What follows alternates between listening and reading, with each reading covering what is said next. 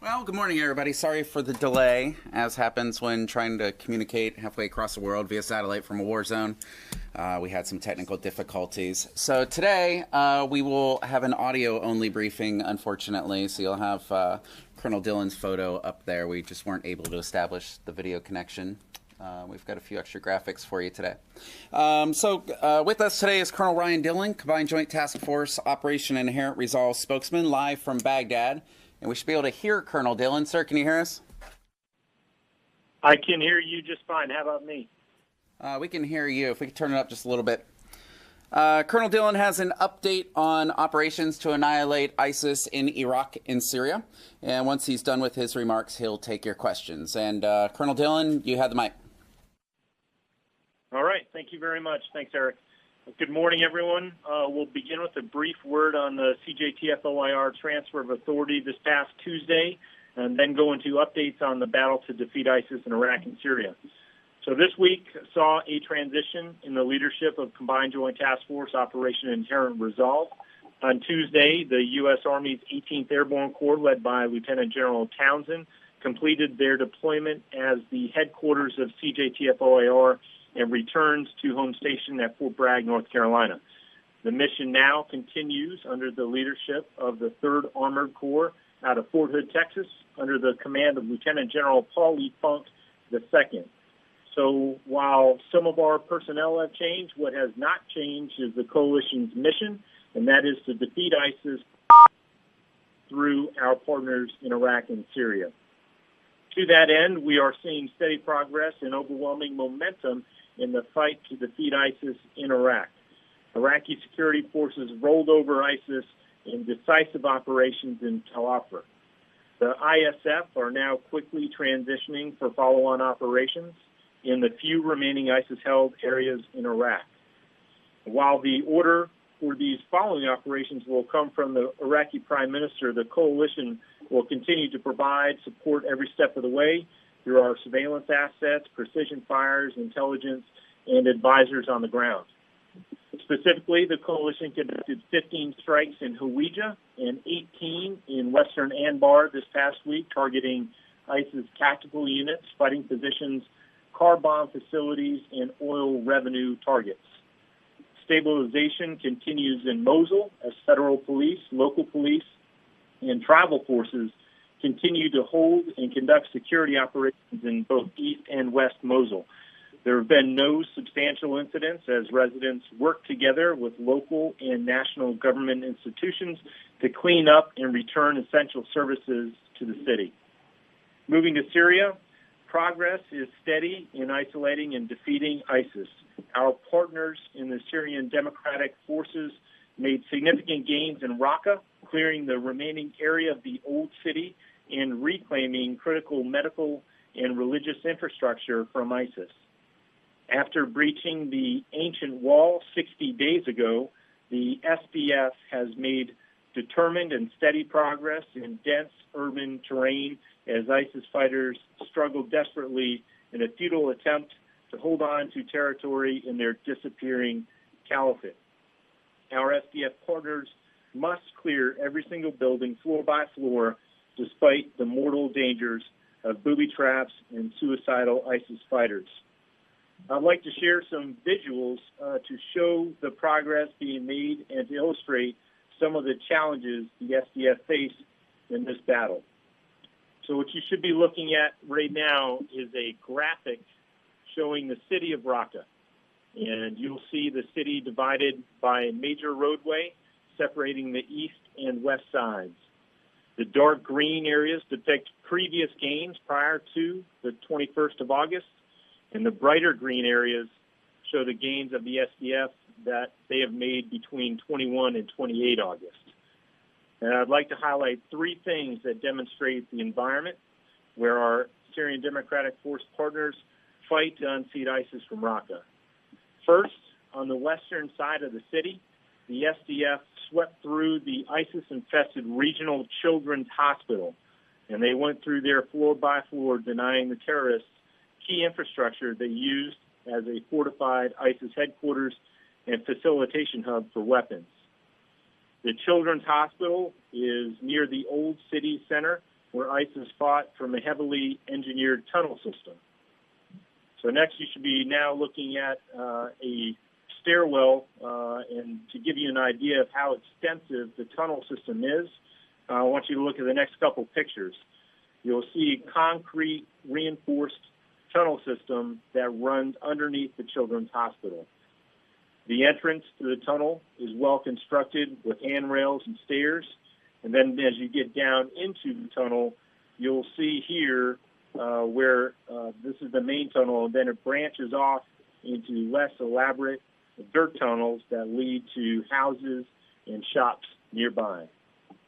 These tunnels connect ISIS fighting positions and also provide safe passage and coverage from SDF fighters and coalition strikes. ISIS has cots and cooking stoves and has also stockpiled weapons and ammunition in these structures. And the next slide to the next graphic, you should now be looking at the Raqqa slide showing progress that has been made from the 28th of August to the 6th of September. The Syrian Democratic Forces successfully reclaimed control of and preserved the Great Mosque on the 2nd of September. The Great Mosque of Raqqa is the oldest mosque in the city and was under ISIS control since 2014. It is well known that ISIS uses civilian infrastructure such as schools and hospitals and mosques to fight from and to support their terrorist activity. And despite ISIS's long-standing control of this historic site, the SDF was able to regain the surrounding terrain and secure the ancient structure without collateral damage. As of this week, the SDF have liberated more than 60% of Raqqa.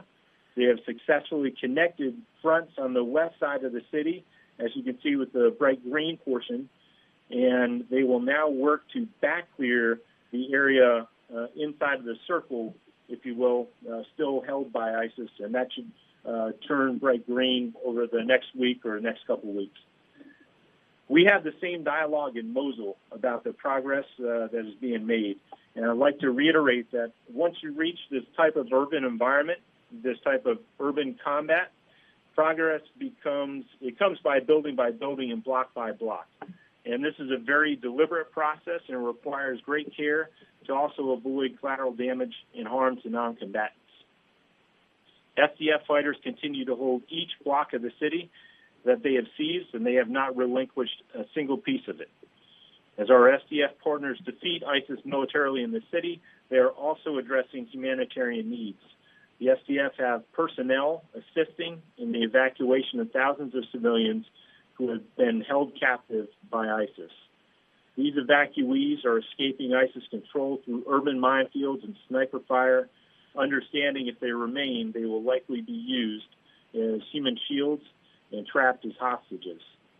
Those who have escaped know better than anyone how ISIS fighters have no regard for innocent life and show no discrimination in who they will harm. In the last several weeks, the coalition has witnessed groups of civilians fleeing to the SDF for protection, often making it to safety, but other times facing violent ISIS retaliation. About 130 miles south of Raqqa and northwest of the border town of Abu Kamal, the coalition continues to monitor the remnants of an ISIS convoy that had attempted to evacuate toward the Iraqi border after a deal brokered by Lebanese Hezbollah. The coalition was not party to this agreement, and we will not allow this armed terrorist convoy to link up with fellow ISIS fighters in the Euphrates River Valley. We continue to monitor the 11 buses that remain in the open desert, fully aware of ISIS families and non-combatants that are also present. We have not struck the convoy itself and have not hindered food and water resupplies to reach the convoy. However, since the beginning of this event on the 29th of August, the coalition has successfully struck more than 40 ISIS vehicles and about 85 ISIS fighters.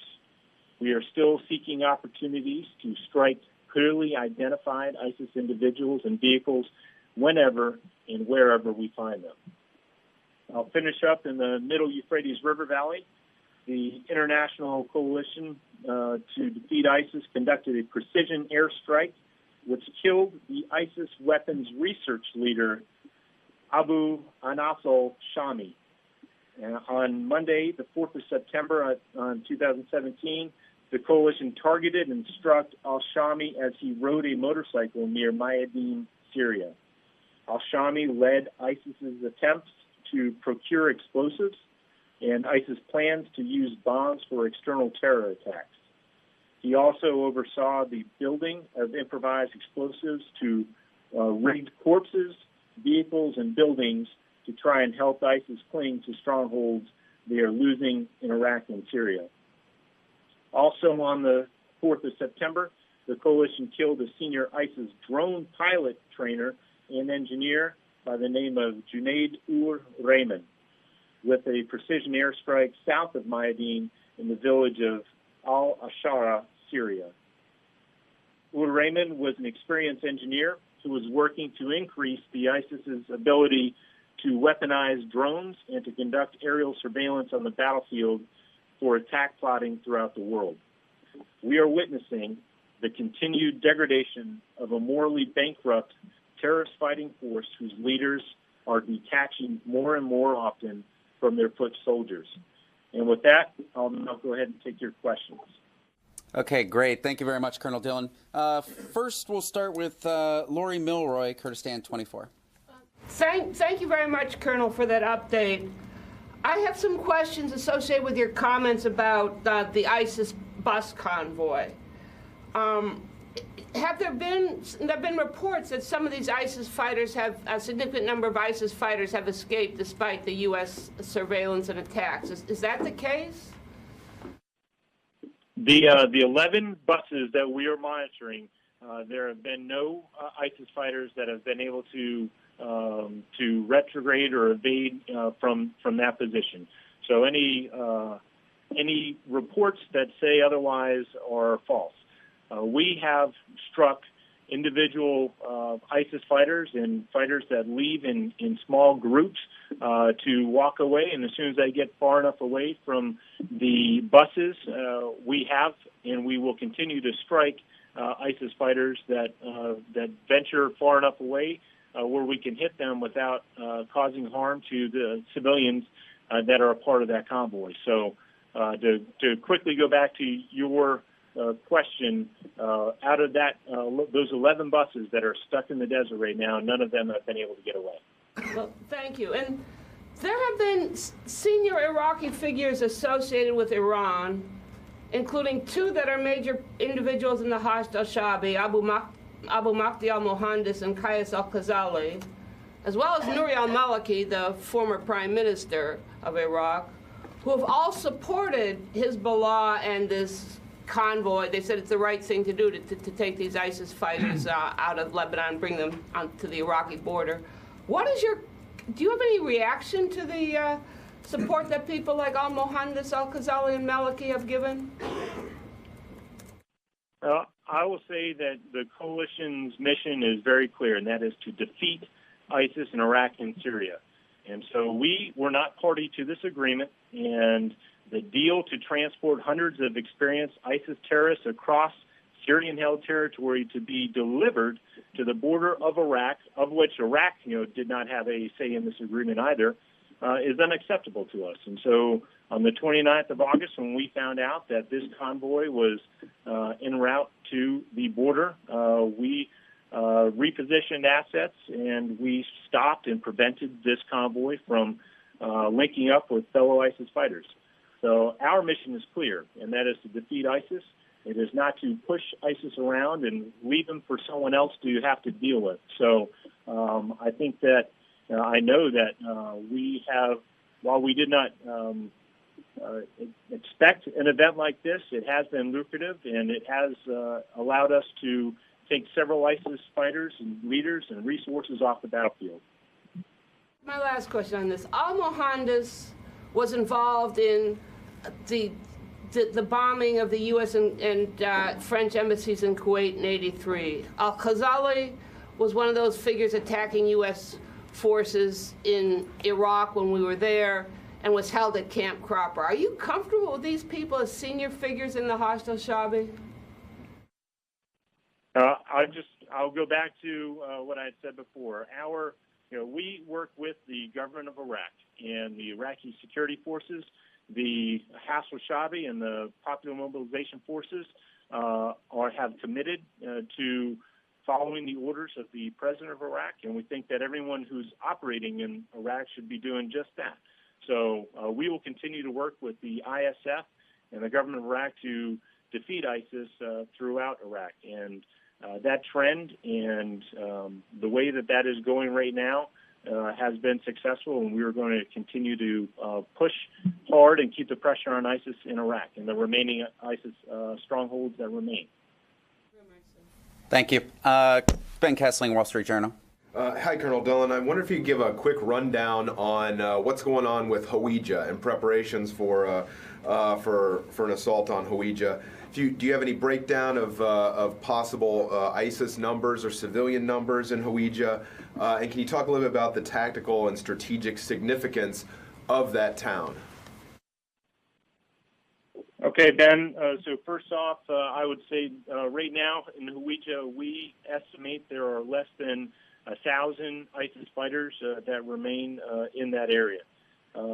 Second, how are we going about doing that? I know that the coalition, just as we have in the lead up to Tel Afar and any other offensive, is that we are striking those positions that we can find with ISIS. And over the course of the last week, we've conducted 17 strikes, mainly against places like defensive fighting positions, vehicle-borne IED factories.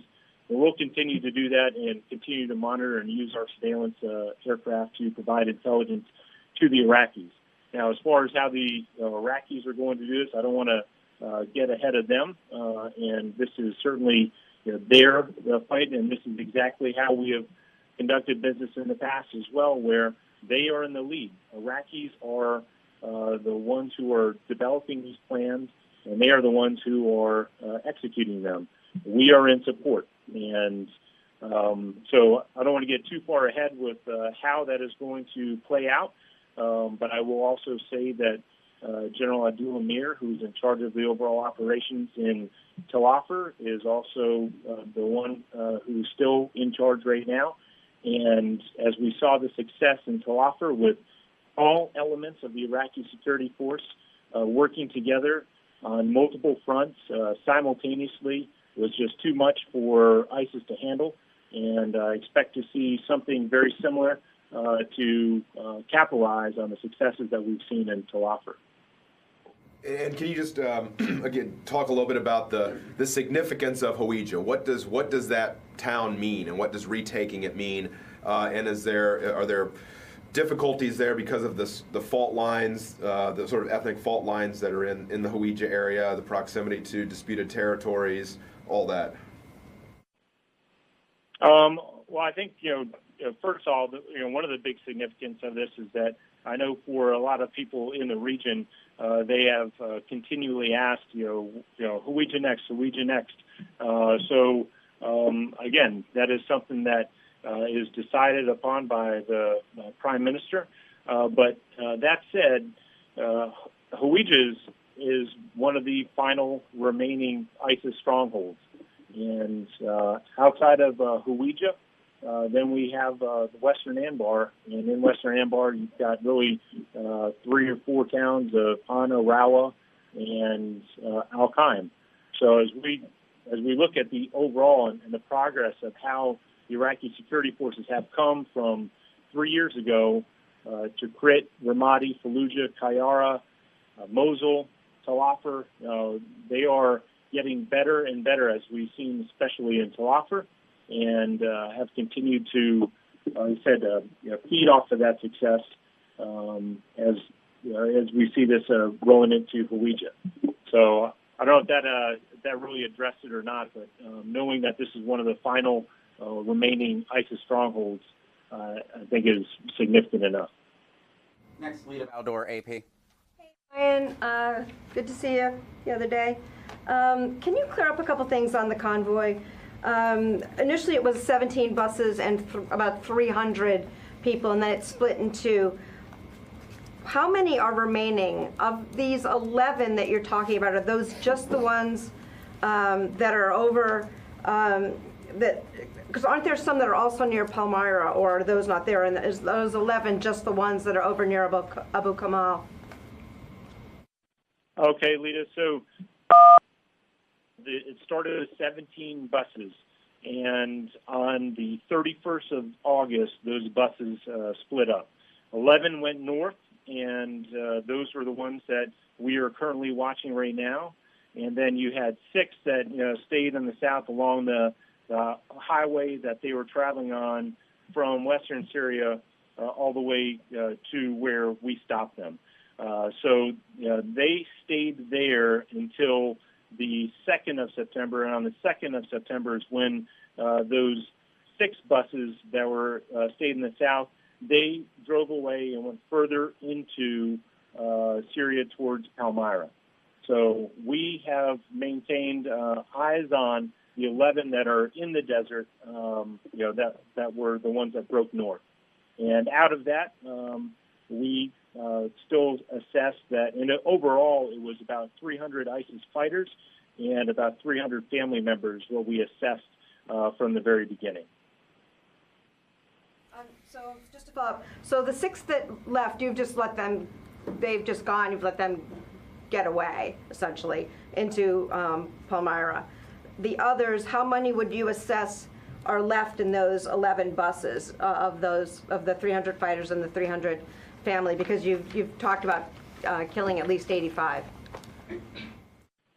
Yeah, and just to clarify there, Lita, the 85 that we killed are not all from the convoy. Several of those ISIS fighters that we have killed were those that were a part of elements that were coming from ISIS-held territory to drive out to and link up with these buses. So, but just to go to your question, I don't have a good figure as to how many within the 11 buses are still there, but I can follow up and try to get that to you. Even a breakout as to approximately how many ISIS fighters are in those buses? Yeah, we can break that down and try to find that out for you. Thomas Watkins has a follow-on to Lita's question, then we'll move to Courtney and then Joe after that. Thank you. Thanks, Colonel. Just to follow on from Lita, whose decision was it, and why was the decision made to allow these 6 buses to essentially escape? And what's your estimation of how many ISIS fighters were on those 6 buses? And just go to the same thing. So number one is, as those buses drove further into western Syria, we just made a decision to stop monitoring it as they drew further into the interior of Syria.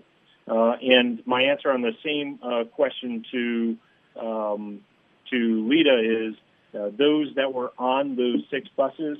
I don't have similarly. I don't know how many. We could do a quick breakup and say out of 17 buses, 300 fighters divided by 11, but I don't want to do that. We will see if we can get you a good answer on how many we assess to be in the 6 that move further in and how many are in the 11 up north that remain up north. Okay. Next to Courtney Kuby, NBC. Thank you. Hi, Colonel Dillon. One more on this. So is it fair to assume that the roughly 300 family from the beginning are still in the 11 buses in the desert? Have any of the family members escaped or left?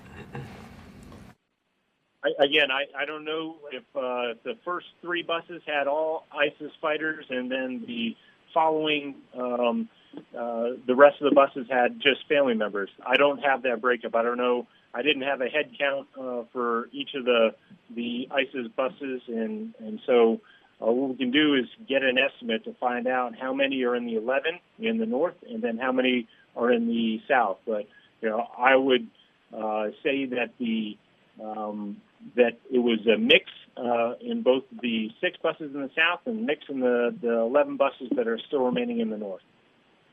Okay, and then just to be clear, when you said you haven't hindered any food water supply, that food and water is coming from the Syrian regime, right? And the reason you're allowing that is because you still believe there are civilians or family members in the 11 buses that are stuck?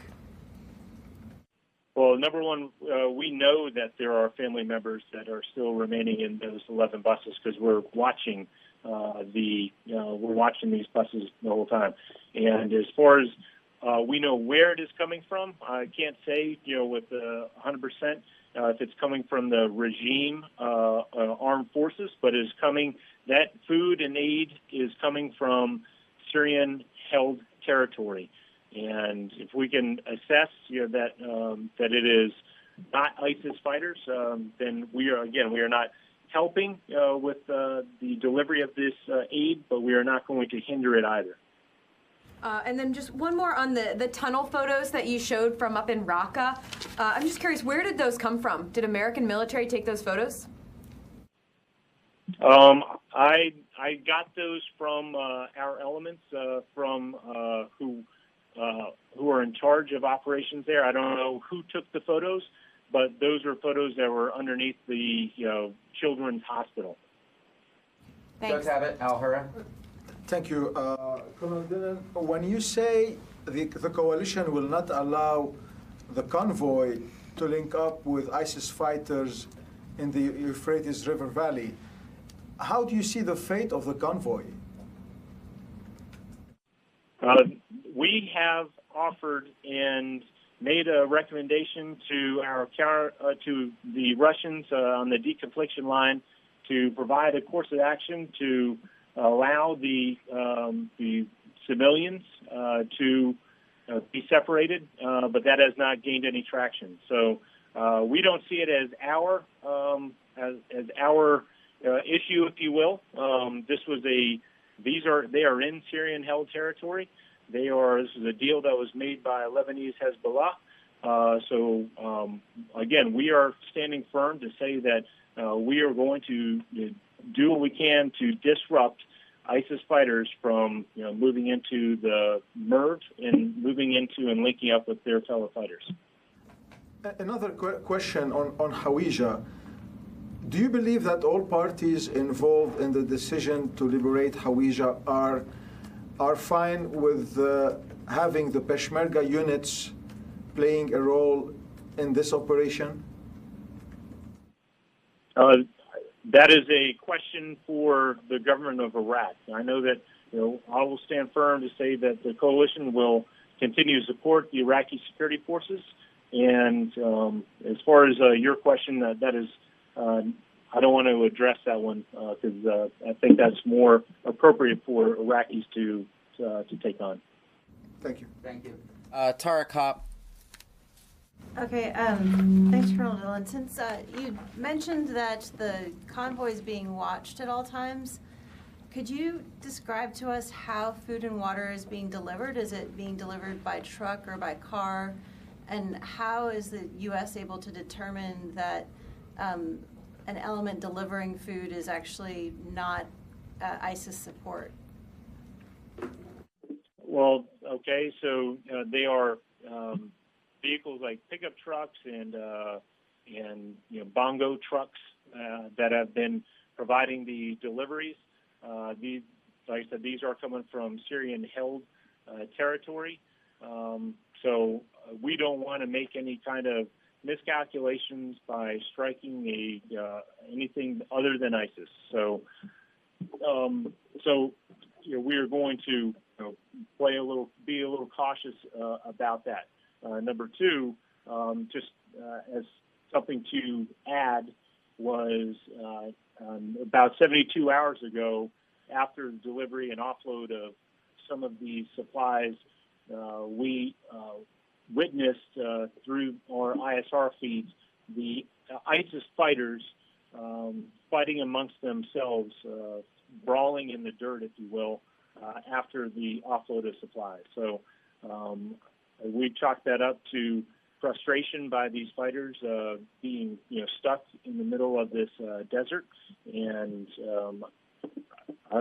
we certainly like to see that something will move forward as far as an agreement or some kind of stance by the Syrian regime to either separate these fighters and take them and separate the civilians. Okay, and then In the airspace above this convoy, are you having to deconflict or warn off? Are there potentially Iranian UAVs also watching, or are you having to deconflict with Russia on any sort of Syrian air assets also watching the convoy? We deconflict with the Russians, and we are talking with them on a daily basis. So they know where our assets are in relation to this convoy. And as far as other elements that you had mentioned, whether they're Syrian or Iranian drones, we have the right capabilities and assets to also keep an eye out on those. Just one last before we drop off. The drone engineer that the U.S. forces struck, I hadn't seen many drones on the daily airstrike counts of late. Can you describe in general how big the drone threat was getting for coalition or U.S. and partnered forces? We've seen there have been, as I've gone through the strike releases, there have been, I would say several, but over the course of the last couple months, there have been UAS sites that have been struck. Bottom line is that as far as the drone threat overall, the coalition is decimating that network. So we are destroying their launch points. We're killing their engineers. We're dismantling their manufacturing facilities and their users. So there's no question about it that we are ripping apart their ability to use drones and to further get better at their technique.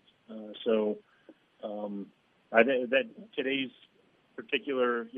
announcements of this HBI strike, I think it is yet another example of how we are getting after that. We still have quite a bit of queue, but Courtney, do you have a quick follow-up? Just one follow-on, Ryan. You said that the U.S. made a recommendation to the Russians on the deconfliction line to allow the civilians to be separated. When was that? And on something like that, that's not. I don't recall a time where there's been something on the deconfliction line that hasn't been deconflicting airspace. It's always been really particular that line is used for that. So when something like that happens, does that elevate who's on the call? Like, is that like a higher level leader in OIR who makes that recommendation or makes that offer? Can you tell us a little more about that, please? No, it's not a higher level leader. There were some open announcements by different authorities that talked about the need to take care of civilians, and so we offered some recommendations and courses of action. That's how that came about, and that was I want to say relatively early in. I don't have the exact date, but I would say that was probably 2 or 3 days after. So I would say around the 31st of August. But that's just a educated guess as to when that initial conversation happened. I think it was in our initial press release that we had provided this course of action to the Russians. Gentleman in the back, I can't remember your name. I'm sorry. Jack Datch, Bell Monitor. Colonel, does the coalition have any assessment of how pro-regime gains in Deir ez-Zor will impact the fight against ISIS ongoing, and how many militants might have been killed there? We do monitor and watch and see, where they are and where they're going, and at the same time, as they move closer into the Middle Euphrates River Valley, like into Deir ez-Zor, and we deconflict with the Russians. And as most of you know, there is a deconfliction line that runs south of Tabqa and goes all the way across, somewhat parallel, irregularly, but parallel to the Euphrates River, so that we can maintain our focus, both the Russians and the regime and the coalition and the SDF, on defeating ISIS. We will continue to deconflict, and as necessary and as required, we will continue to draw that line, if you will, further on down the Middle Euphrates River Valley, if necessary. Got it. And then just with the gains that the SDF has made in the old city of Raqqa. Can you talk a little bit about how this might limit the mobility of ISIS fighters or diminish their command and control, specifically with the tunnels? Have they captured any of that network? So we still have a good amount of fighting to go, and as with the Children's Hospital that I just mentioned, just north of, I don't know if the map is still up, but just if you were to draw almost equidistance from the Children's Hospital to the stadium, about halfway there, between those points is the Raqqa National Hospital, which has also been identified as a major ISIS holdout.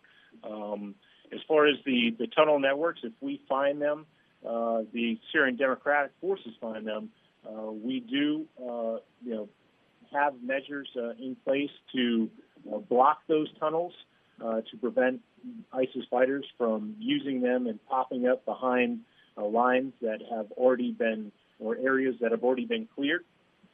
So every day, block by block, as we find these tunnels and these resources, the Syrian Democratic Forces do exploit them. So the further we get into the city, and the more pressure that is put on them, it does absolutely limit their ability to move around more extensively. Voice of America. Colonel, thank you for doing this. The gentleman in the back just kind of asked my question, but I want to get a few more specifics, like 4 more specifics on Deir ez-Zor. So, first of all, kind of what is the situation there? How much of Deir ez-Zor does the Syrian regime control? How many ISIS fighters do you estimate to still be there? Is the plan still to wait this out? I know we've got MA2, we've got some fighters that we're preparing to go into the Deir ez-Zor region. Are we still holding off our partners? And I guess last is, can we trust the Syrian regime who just made a deal with ISIS to take care of ISIS in Deir ez-Zor? Is that a smart strategy? All right, I'll try to take all these on one by one. So number one is Syrian forces, the regime has made it to the city of Deir ez-Zor, the outskirts, and have linked up with their besieged brigade, or that element that they've had there for the last 3 years. Number of fighters we estimate in Deir ez-Zor is about 2,500 ISIS fighters. As far as our partner forces, the Syrian Democratic Forces, and some of the Arab contingent that is from this area, the SDF, our battle-tested and proven partner, they have partnered with indigenous Deir ez-Zor tribes and other tribes from the Middle Euphrates River Valley, and they are still prepared to seize hometowns and the province of Deir ez-Zor from ISIS. And to address your third question, yes, there is concern about whether or not and how serious the Syrian regime is about defeating ISIS. So are they, going to, I've heard this brought up before, squeegee? Are they going to squeegee them out of Deir ez-Zor and, push them elsewhere? Not if we can help it. And as we we conduct strikes, and as you well know through our strike releases throughout the MERV, I just mentioned 2 strikes and 2 HVIs that were killed just outside of Mayadeen. So we will continue to strike up and down the MERV. We have a partner force that is ready to move into the Deir ez-Zor province and down the Middle Euphrates River Valley. And so we'll just have to see when that is going to happen, but we'll continue to strike. So I hope I addressed each one of your questions, and if you have a follow-up, I'm ready. You did. That was great. Thank you. My follow-up is unrelated. I just wanted a quick update like I usually get. What's the number of estimated ISIS fighters in Iraq and in Syria, just the latest? All right, so the latest, and I'll try to break this out for you. So I already talked about Hawija, less than 1,000. In Deir ez-Zor, we'd said 2,500. In Raqqa, we estimate there are been 1,500 there now. And then throughout the MERV, from not including Deir ez-Zor, but Mayadeen down to Abu Kamal, about 6,000 to 8,000 fighters, and I think that covers it. And yeah, that does. Okay. And Tima Al-Kirsan, Al Jazeera. I got it. Good. Thanks for doing this, Colonel. There's been a number of reports recently about the discrepancy in reporting civilian casualties between the coalition and other organizations. The Commission for the Inquiry for Syria, appointed by the UN, has said yesterday they were gravely concerned. Can you help our audience understand why is that discrepancy? Is there any, not truth, but do they have a point, basically, that the coalition, maybe the investigations are taking too long? Why is that? Well, I think that there are allegations, and then there are those that are substantiated with actual fact checking, and so the allegations that have come in do tend to be much higher than what our assessments determine them to be.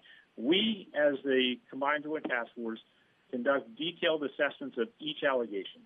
And so when we get an allegation, and we work with elements like Air Wars to get the information that they provide, and we go through a detailed assessment. And that assessment includes going through strike logs, looking at videos, conducting interviews, and we spend a lot of time in making sure that if there is an allegation and the allegation is credible, then we report that, and we do this on a monthly basis. And we are open and transparent with our strikes and our assessments of civilian casualty allegations.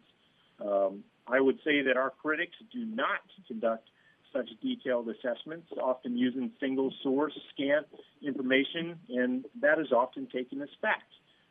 So we agree that civilians must be protected, and that is why you have coalition partners and coalition forces that are risking our lives every day to save civilians.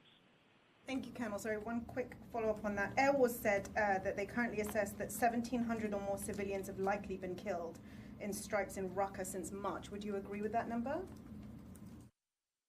Again, we take those assessments. And one thing that I would like to point out is that out of the Air Wars assessments that we have gone through so far, less than 1% of the allegations that we have gone through from Air Wars have been determined as credible.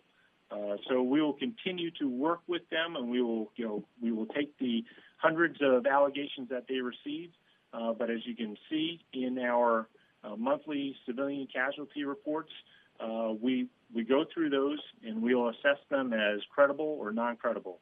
And quite frankly, a lot of them, a lot of the reports that we find that are credible and we take responsibility for are often self-reported. So they're from our pilots or from our drone operators, and we will, if we identify that we have done something, it is often the coalition that reports it on our own, and we take credit for that.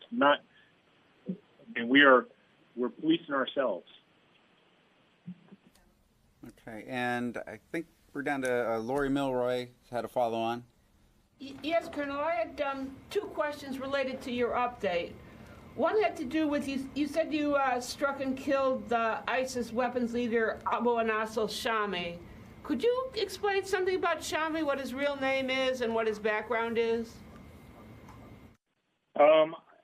I know, as with most of these HBI notifications that I provide during these Pentagon press briefings, we follow up after the fact with a press release, and there should be one waiting for you. I don't have more information other than what I provided you in my statement. So I don't know, but we can look to see if we can find out his nationality, where he's from, etc. Yeah, and another quick question. The picture of the tunnels that you showed was very, very impressive. Those are impressive tunnels. How does the ISIS infrastructure in Raqqa compare to, say, Mosul? Are the tunnels in Raqqa more sophisticated than what you saw in Mosul? I think when we compare Mosul and Raqqa, the extent of the defense network, the defenses that have been put in by ISIS, you can tell where their quote-unquote twin capitals have been and where they've spent their time. We did not see these type of elaborate defenses established in Tel Afar by any way, shape, or form. But I would say that the Raqqa and what defenses they put in with IEDs and these tunnel networks are comparable to what we've seen in Mosul. Anybody else?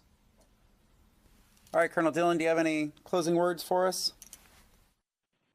No, we'll try to get our video fixed for the next go-round. Hopefully next time we can see. It's been a while since we've seen him on the TV screen. Okay, well, thank you very much, and that concludes today's briefing, everybody. Thank you very much for coming.